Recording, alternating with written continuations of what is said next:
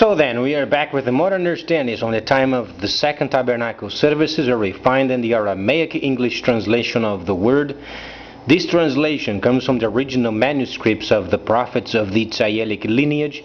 So then we can understand the time of the end. As per Yeshayahu the prophet of Israel, the prophet that was then obviously involved with the many understandings and prophecies of the time of the first tabernacle services.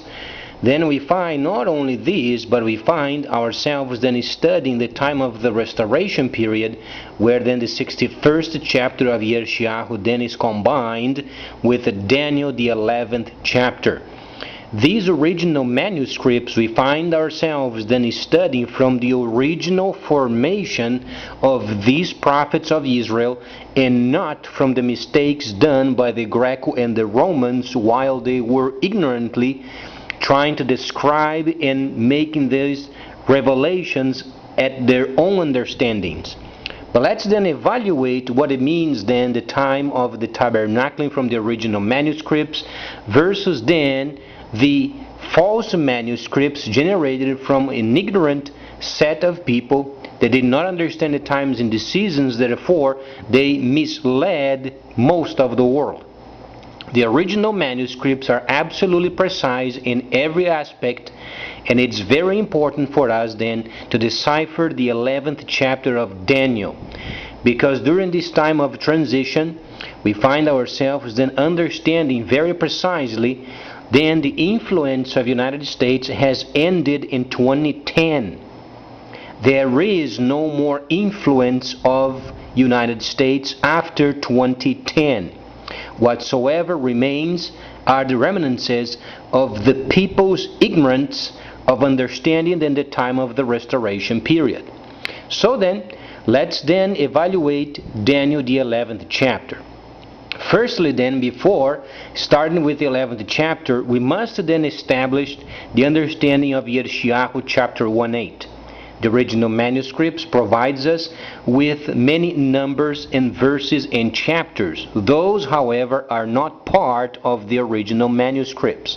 You must understand the content and the context of those holy documents, and then position yourself where those belong as per the understanding of tabernacling. Tabernacling then is being re-established. The first place where tabernacling then must be at is the land of Cush, northern Sudan. There is also a section of it regarding then the land being walled beyond the rivers of Ethiopia, where then you find Congo or DRC. We will come back to it later. At this moment, it's very important in understanding the layer of Daniel the 11th chapter. So let's try understand firstly what it means then, these prophecies regarding then Daniel. Daniel the 11th chapter gives us a very specific section of the restoration period related then with the Gentile level. Daniel was not only a prophet, he was then a politician. He was a tradesperson. He was a person doing trade for the king where he was working under. You find then the entire Daniel's prophecies related with tabernacling at first, tabernacling at the end, and then specific understandings of Yeshayahu the prophet.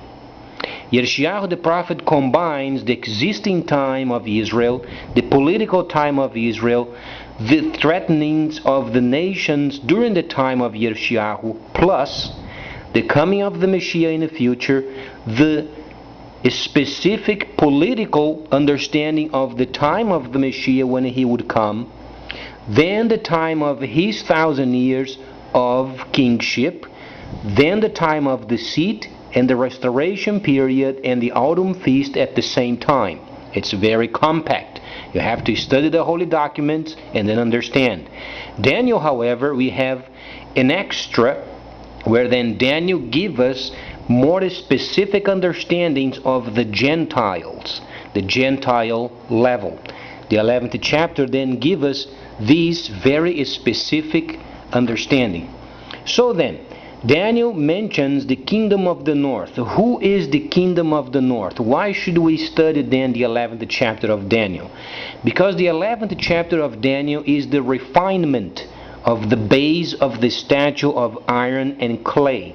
We understand the iron and clay period started when then Rome was destroyed. Then nations would be strong, nations would be weak. However, during the time of the 1,000 years of the siege, where you find in 800 years was granted to Great Britain, and a couple of hundred years then roughly for the United States. Both of them are out. The time of the United States ended in 2010.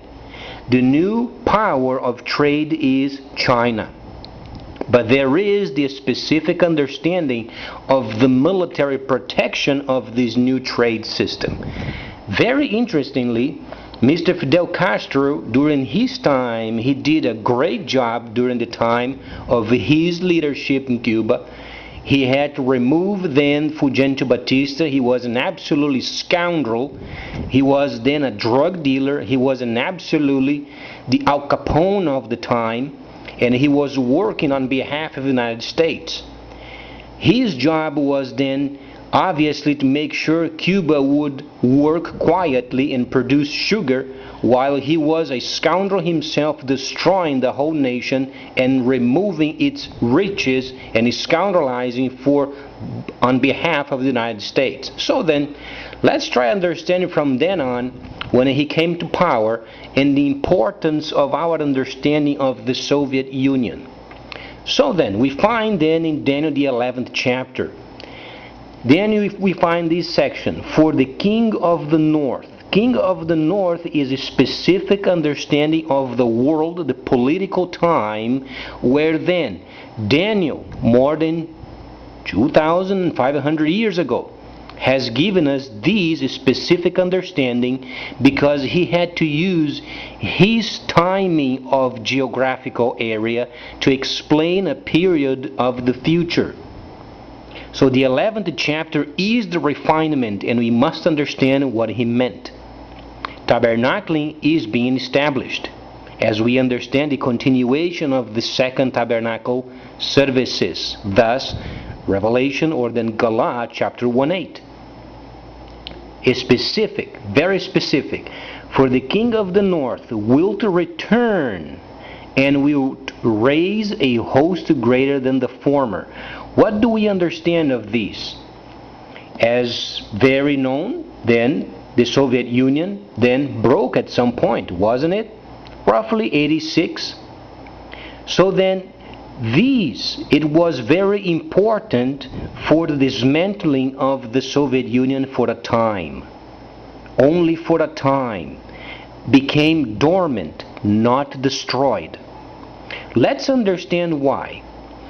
Because very wisely, then we read, he then will to raise a host greater than the former. What does it mean? It's another type of a socialism that uses capitalism as the center of trade, but protected from those scoundrels set up by the imperialists such as United States. So then, the political understanding of this time give us then the very precise understanding of the first status. Fulgencio Batista was a scoundrel. He was working on behalf of the United States, the imperialist scoundrels of the time. So then we have to combine these understanding very precisely, because the capitalism must be combined with the socialism to protect the world from these types of scoundrels, such as then Fulgencio Batista. As we understand the United States after 2010, they are bankrupt. In fact, came out on a BRICS post. The United States is going in to try to get more money, and they want more 444 billions in order to get their finances at least normalized. Besides this, they are manipulators of the USD, where nations then they are becoming enslaved by this destroyed and weak USD. So what do we read then from this specific prophecy? Then at some point, the Northern Kingdom, as we understand, the Soviet Union was reinstituted in May of this year. There is no longer what we used to know of the Soviet Union. It was re-established. But then, the wishes of Mr. Castro of using then, obviously, the capitalism being protected by a form of socialist against the scoundrels of imperialists of the USD. Thus we find ourselves then understanding this specific prophecy, where then the socialism of China, mostly based from capitalism, direct trade, is then protected by a new form of socialism, where then the wishes of Mr. Castro came precisely as he gave the interview in the year 1990. He had then in Roda Viva in Brazil, in São Paulo precisely, he made this very strong statement, and he knew very precisely what he was talking about. When we read then the combination of the armies of China with the armies of the Soviet Union, we then understand the military power protecting the direct trade from China, preventing the world of being contaminated with imperialist scoundrels such as Fulgêncio Batista as an example. So then, not only this, we find then precisely then China and the Soviet Union uniting themselves, and we find then Dragon Mart already near Cuba in Cancun, where then Cancun became the trading post of the Chinese, then Central America. So these are the new times that we are experiencing. As per the instructions of the Holy Prophecy, 2010 United States no longer leads the world. Plain and simple. If you find any Rabbi with knowledge of the holy instructions, they simply would say, very precisely, there was 1,000 years where the Messiah had his kingship, then 1,000 years of deception. Then Daniel said at the end of the 1,000 years of deception, knowledge would increase. But he was speaking of high knowledge from a trade's viewpoint. It's not only knowledge for the lack of knowledge or then more knowledge because of any other areas of the world. He was a trades person. He did understand